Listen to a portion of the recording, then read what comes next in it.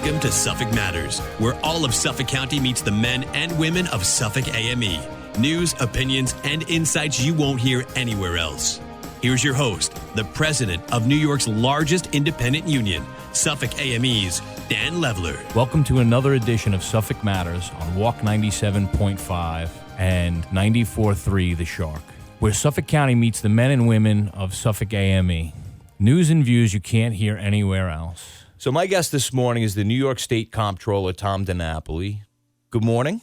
Good morning, Dan. Great to be back with you. Absolutely. It's always good to I guess get back in touch and refresh on some things that we've talked about now that the world is, changing a little, maybe in a positive way. There's some good news with regards to vaccination and where we are with COVID, and I think that's going to have an effect on the economy and people going out. And obviously, all of this stuff is an umbrella for the various things that we want to talk about.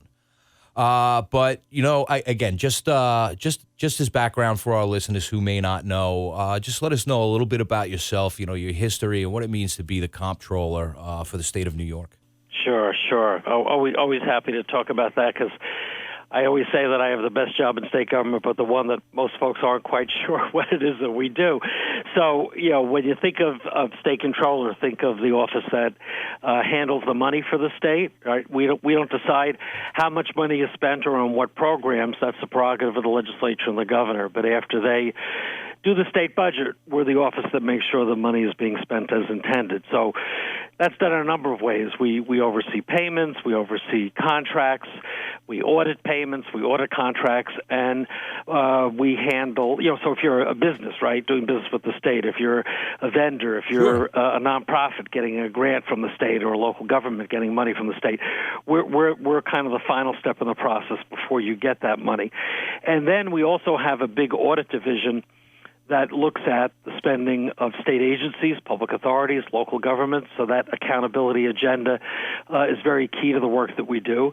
Obviously, for the purposes of your AME members, we manage the state's pension fund.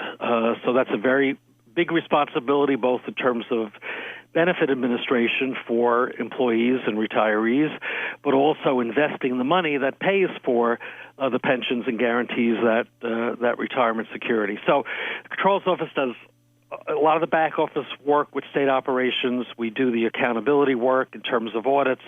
We do the pension fund. We comment on state fiscal practices and state budget. Again, we don't have a vote on the state budget, but we comment, on the state's budget practices. And we do some other miscellaneous things like manage the 529 College Savings Program, the New York ABLE Program, the Savings Program for Disabled People, and administer the oil spill fund, and return people's lost money with unclaimed funds. So it's a pretty broad agenda, Dan, but it's a great job. It's an elected position, up every 4 years, and I'm the 54th Controller of New York State and feel honored to be in this position. No, and listen, you've heard from us many times, and I think that all of labor agrees. We love having you in this position because of your candor, your honesty. When it's good news, it's good news. When it's bad news, it's bad news. We always know what we're getting, and the big thing in all of what you just talked about that sometimes, at least in my universe, gets misunderstood by folks that aren't public employees is that concept of the public contract, right? Public workers take these jobs for less pay, sometimes significantly less pay, but they get some health benefits and they get some security at the end of their working life. And that's really what the New York State Pension Fund is really there for. I guess it is worth noting, what type of year the pension fund has really had with all the volatility in the last year or so. How do things look? Yeah, well, better news this year than last year. And let me just back up by also pointing out, not only very often when people start working in the public sector do they earn less money than if they had other options in the private sector, but to get the benefit of the pension, you have to put in many years. I mean, we're not talking about a couple of years. You're talking about decades, and especially for people who join in more recent years where we have the change in the tiers, and not to get too technical, but Right. your colleagues who are listening know the difference between someone in Tier 6 or Tier 4. It takes even longer to, now to get vested, takes even longer to get a benefit, and the benefits are not as generous as they once were. So, I always have to point that out. Some people think, you work for a couple of years and suddenly you get this big pension. That's not what it is at all. And the way that you attract and hopefully retain quality people in the public workforce is to have this incentive, if you will, of if you put in enough years, if you put in the 25, 30 years, you're going to have retirement security at the other end. And I really appreciate the fact that, in the bad times, you, Dan, and Suffolk AME have been great defenders of the work that we're doing with the pension fund, not just the fact that we need defined benefit pensions, but how we're managing the fund. And you've been, just your members should know, an incredible advocate in Albany as well as locally on Long Island, supporting retirement security. I think that's one of the main reasons why you got reelected, because you are a very effective advocate, and your members made the right choice in reelecting you. Let me just put in that mention. But to your question, last year, and we talked about this on your show in the past. COVID hit in mid-March. Stock market went way down right away, and we're not only invested in the stock market, but it is a big part of our investment portfolio. Sure. So we ended up on March 31st, right, just like 2 or 3 weeks into the pandemic, we had a slight negative, minus 2.68% drop. Not a big drop, and compared to 11 years before with the Great Recession, when we went down minus 26%, which was an incredible number, Yes. Manageable. So here we are, fast forward a year later, March 31st of 2021, when we valued the fund, and obviously, as everybody knows, the stock market was one of the areas of the economy that did well, even when many families were hurting through the pandemic. So we benefited from that. So, Dan, as you know, and your listeners may be surprised to hear for the first time, we had a positive return for our fiscal year that ended on March 31st, 2021, of 33.55%. We have never, we checked our records as far back as we have them. We've never gone up over 33% before in 1 year. So, our estimated value as of March 31st was $254.8 billion. We've never been that large. And we're still the third largest public pension fund in the nation. And keep in mind, we paid out over the past year about $13.25 billion in benefits. So the fund is growing, but our payouts are growing as well. But it really shows the strength of the fund, because we're crunching the final numbers, but we're probably going to, be back up to around 97, 98% funded. So that's a fully funded pension plan. Very few state pension plans can say that they are that well funded, and that's good news not only for our public workers, our current retirees, future retirees, but also for taxpayers as well. It means our plan is strong and sustainable, and that's all good news. Yeah, I guess for the taxpayer, generally speaking, they usually get the story every once in a while in like the worst possible terms of like, hey, so-and-so retired and they're going to get this, ginormous payout. And I know for AME members, $30,000 a year is closer to the average of what they may get in retirement. And having a funded pension fund keeps services from having to be cut, because the pension can sustain itself. And you see that in some other states. So, again, it's just a phenomenal job in your tenure, just keeping on top of all of this. Obviously, I mean, my opinion. I just want to state it for the airwaves. We really have, an asset in you and your office and what you do for the people of the state of New York, and specifically those people, inside of public works, not like public employees that benefit from, you steering the ship there. Well, it's a team effort, and I'm blessed. We've got a great office. Most of our employees are union members. Like your colleagues, PEF and CSEA represent our members. All of them are civil service people. They got there, on merit, on a test. They understand the mission of the office, and they do a great job. Our team that manages the pension fund, they're dedicated investment professionals. They've really done a great job. And what you said is very important. Actually, statewide, looking at the 2020 numbers, I don't have the final updated numbers for 2021, but the average ERS pension is actually closer to 25,000 statewide. Yeah. When you look at the more recent retirees, you're in the 31,000 range, because the people who retired more recently, their salaries have been higher. Police and fire obviously are higher than that, but it's a much more modest number than most people think, and these are pensions going to folks who work 25, 30 years, sometimes more than that, as you know. So, yes. People need to keep in context what it all means. And as we've talked about on your show before, 80% of the retirees in New York State continue to live in the state. So of that over $13 billion that we pay out in retirement benefits, 80% of that $13 billion stays right in New York State, because 80% of our retirees live here. They're not moving to Florida.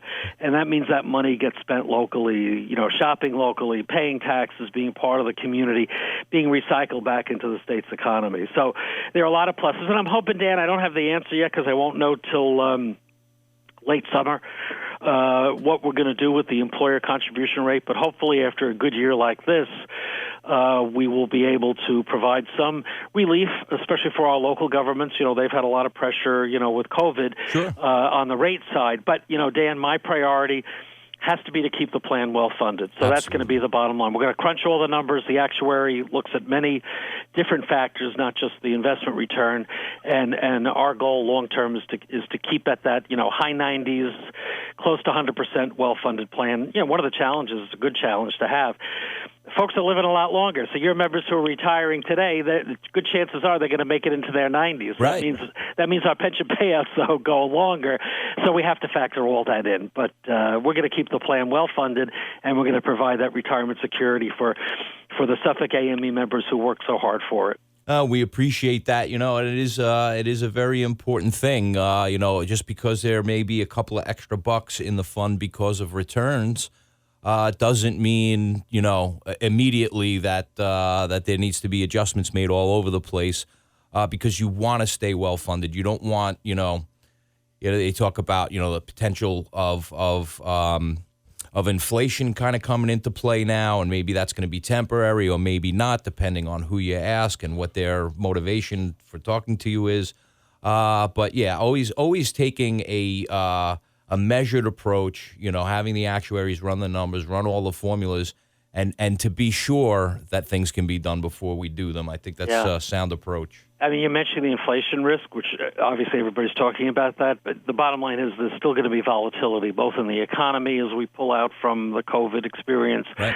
Certainly volatility in the stock markets as well. So, having a good year one year doesn't mean you have a good year the next year, and that's why we have to take that long-term, very careful approach on all of this, and, I appreciate your support for the way that we do it. Yeah, so, let's talk about, on the state level, the financial picture for the state. There was, I guess, too long of a period of time for me, and I'm sure for you also, where there were big, gigantic question marks with regard to whether or not there was going to be any aid coming on the federal side, what the priorities legislatively or on the executive side were going to be. And now, we're kind of through session. I don't really want to say we're through, the legislative session, because who knows? But part of your role is to look at all these things. What do you see in the state financial picture? Well, it's a very different picture than if we were talking, a year ago. I mean, just think of where we were at, May, June of 2020. All the predictions were dire and negative. The economy being on hold, government revenues being, way down, budget shortfalls. The state managing the cash by holding back on payments to local governments and nonprofits, projections for big budget gaps, and that really was the context heading into the budget, negotiations this year when the governor presented the executive budget at the, at the start of this year. Well, a lot's happened. Number one, the economy has certainly been recovering slowly, and then more recently as things are reopening, and you mentioned it, the infection rates way down, vaccinations up, and so on. Even just over the past month or two, you're seeing a dramatic difference in terms of economic activity. So revenues coming into the state higher than initially projected. The big game changer, though, Dan, is the federal help and the aid that we received. Sure. Last year, it was a big plus. Last year we got, some money from the feds with the prior administration to reimburse for COVID-related expenses. But the new administration and the new Congress, and frankly, it's helped us to have Chuck Schumer as the Senate Majority Leader, came through with the American Rescue Plan. For New York State, just for the state itself, state government, $12.7 billion in direct federal aid to deal with the budget shortfalls that we had. Like $5.9 billion for New York City, another $4.9 billion for localities outside the city, including Suffolk County, billions more for schools and for health care and for, families struggling with the COVID experience. So that $1.9 trillion federal package, significant amount targeted to New York, really changed the whole budget picture. And then, of course, the legislature this year and the governor made the judgment to raise the income tax rate on higher income New Yorkers and on certain business taxes. So all of this created the opportunity for the budget not only to be in balance, but for there to be more money for local governments, for important environmental initiatives and transportation, road work, and so on, more money for schools, really fulfilling some of the expectations on school aid that hadn't been dealt with for a long time. Obviously, more money for health care, which has been a big issue in the face of COVID. And what we're seeing so far, our fiscal year starts April 1st, 2 months into it. We just did an update on where the state is at. We're coming in like $4 billion higher than projected on our tax revenue. So, Dan, right now, we're looking good. Sales tax revenue has certainly come back very strongly compared to a year ago. I mean, a year ago we were way down. Yeah. So we were up like 57% statewide. But even when you look at the 2019 numbers, which is probably a more accurate comparison, we're up almost 7% in sales tax. So there's a lot happening that's positive, and it's certainly a much brighter budget picture. And for local governments, I mean, Suffolk County, received a nice amount of money from the federal government as well. Should help Suffolk with its budget balance. So we're in a much better condition today. But what is the caution? The federal money is not forever, so we have to use that money smartly, plan for when the money will be spent down over the next couple of years, and recognize that the economy is very strong right now, but we need that to hold up. Sure. I always add that word of caution that we have to look not just where we're at this moment, but really long term. How are we going to keep recurring revenues in balance with recurring spending? And that's why we have to be careful not to overspend at a time where we do have the money, because particularly that federal aid, it's not going to be there forever, and we can't treat it like it will be. Sure, and I guess it's anybody's guess at this point how behavior is going to be changed post-pandemic, right? So, will people be going out more?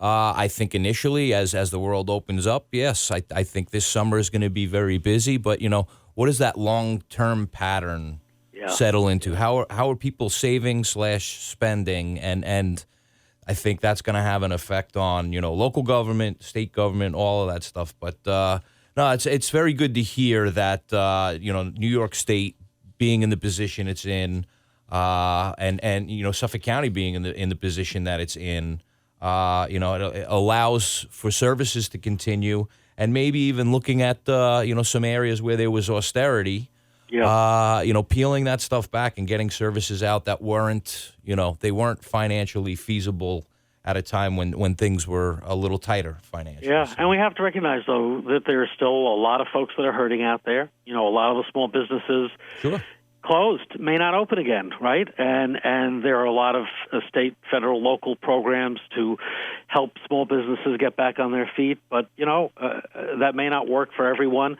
A lot of folks perhaps need to look at retraining, look for different career opportunities. What will it mean, certainly from the perspective of New York City, which, New York City is not Suffolk County, but New York City is an important part of the state's economy. Sure. The people are not back yet in many of the office buildings, and maybe some of them aren't going to come back. The notion of working remotely, and what will that mean to the city's economy if folks aren't returning to the city and spending money as commuters? What's the impact on the Long Island Railroad? Right. On the subways if ridership does come back? Tourism, and that's an issue for Suffolk County as well. From what I'm hearing, right, the East End, market is heating up both for real estate purchases and for rentals, summer rentals. Absolutely. I'm seeing in Newsday, Yes. Record prices, but how long will that last? And will that result in money coming back, to the Suffolk economy in terms of tourism coming back? Some folks might not want to travel. So, that tourism may be related more to people from the city coming out rather than people from out of state coming. So there's still a lot of problematic areas here. But you're absolutely right. We're feeling a burst of it right now. How long that will last and how will some of the long-term patterns be different, I'm not sure. But let's hope it'll be good weather and a lot of folks spending money in the Hamptons and on the East End, because that'll help Suffolk's sales tax revenue and help the Suffolk County economy. Absolutely, and I guess, what was it, just last month, we saw a sales tax surge, I guess, across the state, nearly 58%. As things opened up, I guess, for all of us involved in this, everyone, everywhere, that's a good thing. That means that, people are getting out, that they're spending. That means that jobs are going to come back. That means that services are going to be provided, that manufacturing will increase because, as everybody's out and doing stuff. But again, it's a snapshot on a month. Yeah. I still think it's anybody's guess what the long-term savings and spending patterns will end up being, post COVID. Yeah, you talk to three economists, you get five different opinions on what the long term will be. But thank God it's in a positive right now. And sales tax, as is so important to local governments. For Suffolk County, for Nassau County, sales tax. Everybody talks about property tax, but sales tax is actually the largest source of revenue. But it's also a very volatile revenue source. Yes. We certainly have seen that over the past year. So the resurgence in spending and what that means with sales tax revenue. Bottom line, that's very good news for Suffolk County, for Nassau County as well. Yes. And that's, that'll shape the future of, the services that we're able to provide and hopefully just general morale, public morale. Right now things seem very good. People seem to be in good moods. Let's hope that pattern and that trend continues. But that's why what you said earlier is important. People also have to stay healthy, right? COVID is not gone. I hate to say it, but 2 weeks ago, we actually, a member of our staff in our office passed away from COVID. Oh. And it was kind of a stark reminder that, the infection is still out there, obviously much lower. The death rate is way down, but it's still there. So, even though we're reopening, people still need to be careful. I know there's a lot more flexibility on masks now, but if you have any concerns, don't feel ashamed if you walk into a place with a mask. It's okay if that's what you feel you need to do to protect yourself or protect people around you. And, I'm not a doctor, so I'm not going to, give professional advice on what to do with a vaccination. But I can tell you I got vaccinated, got the double shot. Right. And, for me it was the right thing to do. So if anybody wants my opinion on it, getting vaccinated I think was the smart thing for me. And, clearly that's made a big difference. But, look, I meet people, you meet people that still are leery and don't want to get vaccinated for a host of reasons. Right. And, I still think people need to, read the articles, check out the data. I made the choice to get vaccinated, and I think the fact that so many more people are vaccinated, that has enabled us to reopen. So, for those who are listening who are still a little leery, check with your own healthcare provider. My guess is it'll be recommended that you get vaccinated. Yeah, and I, as soon as we were able to, because there were the different phases, I gave it a short period of time to let them, I guess catch up on all the vaccines. But then, there was this surge of vaccines available. I went in, I got it. I got the 2 shots. It wasn't much of a process for me. It was very efficient. I was in and out, and I don't know. For me, I see stuff like this as me helping other people, not so much just myself. If I can prevent in some way, that spread, I'd like to do my part. We're all in this together. So. Yeah, absolutely. So, one thing more, I want to get into, and it can be a touchy subject. There's been times where I've kind of weighed in on this, especially as relates to the pension fund.